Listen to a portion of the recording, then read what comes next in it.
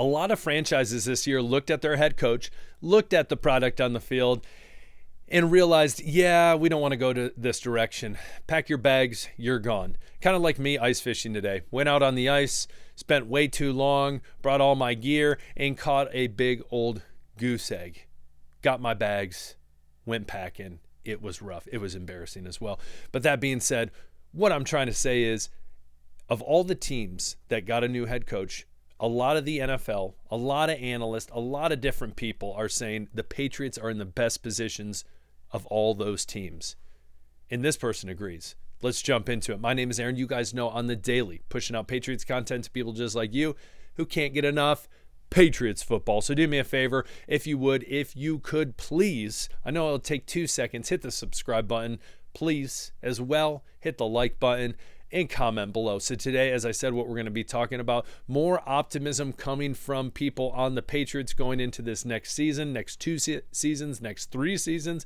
As well, we jump into a fun mock draft that I think all of you will love. As well, a player at the end of the episode that I think the Patriots really need to keep an eye on and could get for a great value. So let's jump into it. First and foremost, one of the greats, Mr. Drew Bledsoe, came out the other day. He was on a podcast and was talking about the Patriots, and he said this: I would predict that within the next 2, 3, 4 years, they are going to be contenders again, talking about the New England Patriots, and they're going to be back in the hunt.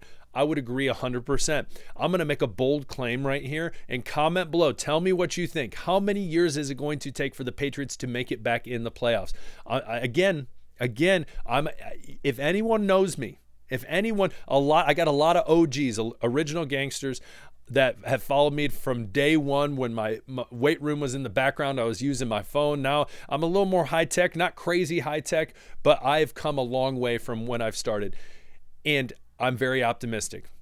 Going into this next year, if the Patriots, big if the Patriots can do well this offseason in free agency and in the draft, I think the New England Patriots can make a turnaround like the Houston Texans did a couple years ago, like the Washington Commies did this past year. I think the Patriots can make the playoffs this upcoming year.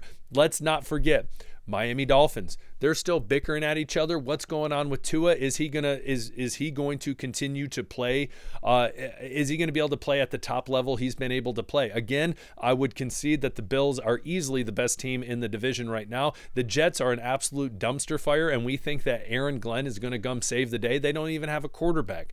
So I think the Patriots could move in, get second in the division, and sneak into the playoffs. What you might be you may say, shut up, Aaron. I don't want to hear it. I don't care. Comment below. Tell me what you think. 1 year, 2 year, 3 years. Are you optimistic, or are you saying I'm going to be more of a realist? I want to hear it. Comment below. But that being said, things like this from Drew Bledsoe, and you weren't hearing this stuff about Gerard Mayo. You just weren't. When I was making videos in the offseason leading up to the 2024-25 season, it didn't seem like optimism. There was some stuff on Gerard Mayo saying he's a player's coach and all these different things. It was great, and you had hope in that, but a lot of it just didn't seem, especially with the Matthew Judon stuff, and it was just like, okay, man, it just didn't seem like the culture was right. And we know there's been a flip, there's been a change, and people are seeing it, and it's I feel like it's almost tangible. Like you can sense that something's going to change. So again, you might find me crazy. I don't really care. It is what it is. Comment below. Tell me what you think. They making the playoffs next year, 2 years, 3 years, 4 years? Comment below. Drew Bledsoe, he says next 2, 3, or 4, they're going to be contenders again. Hey, jump on the bandwagon. Buckle up. It's going to be fun. Believe in Drew Brees, not Drew. I cannot talk. I've been outside for too long. My lips are cold. Drew Bledsoe and Drake May. Believe in Drake May. He's a dog. All right. Next up, mock draft. Let me go to the top. You guys are going to love this. You're going to think that the Tennessee Titans are absolutely insane. I do. So this mock draft, and we have talked about this before, how it all shakes up. It is possible that the New England Patriots could get Abdul Carter from Penn State, the edge rusher that a lot of people think is hands down the best asset, the best prospect in this draft next to Travis Hunter. They're the two blue chip players in this draft. Now, Shedeur Sanders, I've said once, I'll say it again, I don't think he's the best quarterback. I think last year, if he was drafted, it'd be late first, possibly into the second, probably into the second. A lot of great quarterbacks last year, and I don't think he was one of them. Cam Brown, he's had an interesting career. He's jumped a couple different places. I would take him over Shedeur Sanders, but we know the Titans and the Browns both need quarterbacks. Lord knows who knows what the Browns are doing with quarterback situation with Deshaun Watson and all that stuff. I'm not even going to get into it, but if they were both to take quarterbacks, and then the Giants, the New York Football Giants, they need a quarterback too, but now they're in a position where it's like, okay, best available player, Travis Hunter. But what's crazy is you have a lot of different mocks saying, hey, he's the best wide receiver, he's the best cornerback. Well, what is he? What's he going to play? What are you going to do with him? But that leaves the New England Patriots with edge rusher Abdul Carter, which I would love. That would be perfect. Getting a edge rusher. And again, a lot of people are like, well, what about Will Campbell? What about McMillan? What about all these other people? Again, Abdul Carter is most likely, if not the best prospect in this draft. We need an edge rusher. If he were to fall in our lap, that would be perfect. It would be perfect. Again, there is this class is deep at edge rusher. I will give you that. It's deep at running back. A lot of people say it's deep at offensive tackle. And so if we can get the best edge rusher and potentially in that second round, or maybe even trade up from that second round and get one of the best offensive tackles, that's a possibility. Now we're going to go down a little bit. You see some Mason Graham, some names we've talked about as well. Will Campbell drops all the way to the Bears. The Bears definitely need that. Kelvin Banks. So you don't even have an offensive lineman in that top 10, which is interesting. You got a couple other picks.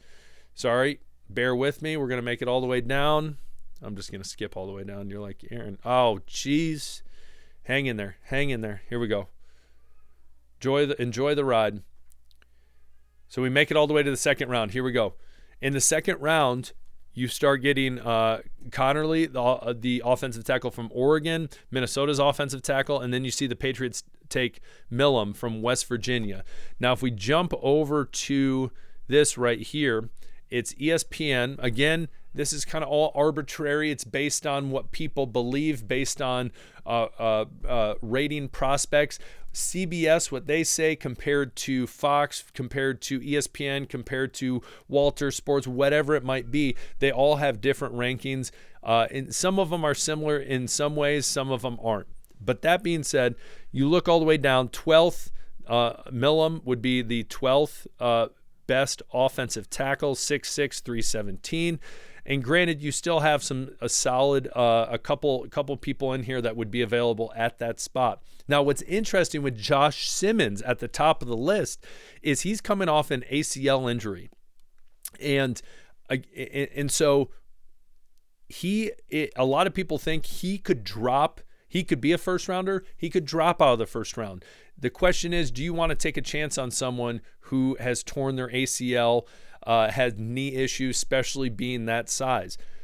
But ESPN clearly saying, hey, he's the number one. But it's funny because then they mock Will Campbell as going first, and then they have Connerly going at the end of the first or at beginning of the second. So again, I think the Patriots are going to be fine waiting to the second round to get an offensive tackle. Again, there's a lot of great offensive tackles in this class. I don't know.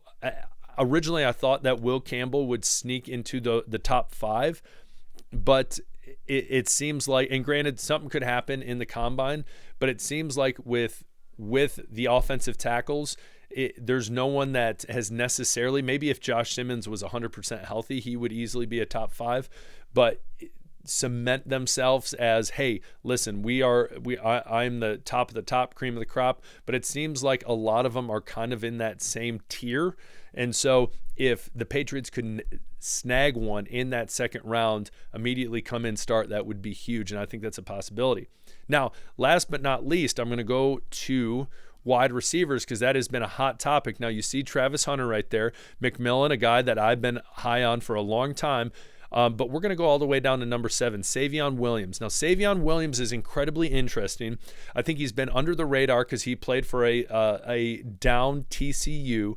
Their quarterback was run of the mill, all right, 27 touchdowns, 10 interceptions, not the high-flying offense that TCU has had in the years past, especially the year they made the national championship. But Savion brings a lot to the table.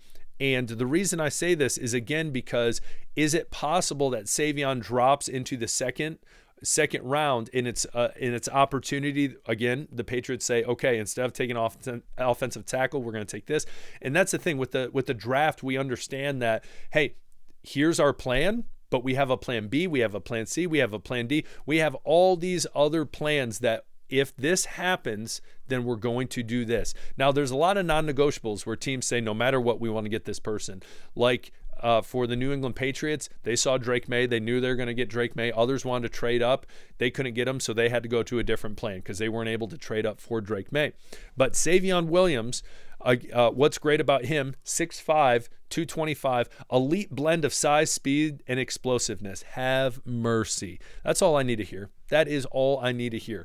If you can get him in a second round, early third round, because again, there's people who are saying that, again, this is a class that has solid wide receivers, not necessarily as great as years past, but it would be interesting to see. And this also in this draft, it has Jalen Royals that is mocked to go in the third round to the Patriots. So if he dropped to the third, or Savion, that would be very interesting for the Patriots to look into, especially for that size that he has.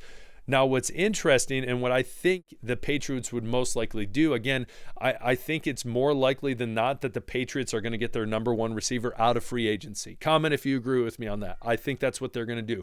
If that is the case, I think if Abdul Carter drops to them at 4, they're taking Abdul Carter for sure. And then I think the following picks, it is very possible you get offensive line, offensive line, offensive line. I would not be surprised. I think that is how much they want to fortify that offensive line. Again, I think for the most part, any job is up for grabs on that offensive line. Now, if David Andrews comes back and he's playing center, which it sounds like from different things I've read, then it's like, okay, is Cole Strange, does he bump out to a guard? But again, who knows? Donovan Jackson, it's possible he's the top guard from Ohio State. If he drops into the second round, again, guard isn't necessarily one of those positions that is always sought after in the first round. It can drop. Now, obviously, there's been people who have been taken in the first round who's a guard. But that being said, I think the Patriots really are aggressive drafting offensive linemen, especially if they get Abdul Carter, they get who they want in the first. So comment below, tell me what you think. I'd love to hear it. Maybe there's another player that you're like, the Patriots need to be looking at this person. Comment that below. Again, I appreciate every one of you. Tell me not to go ice fishing again and not get a goose egg. My goodness, embarrassing. It is what it is, but we'll talk later. Hit the subscribe button. Peace.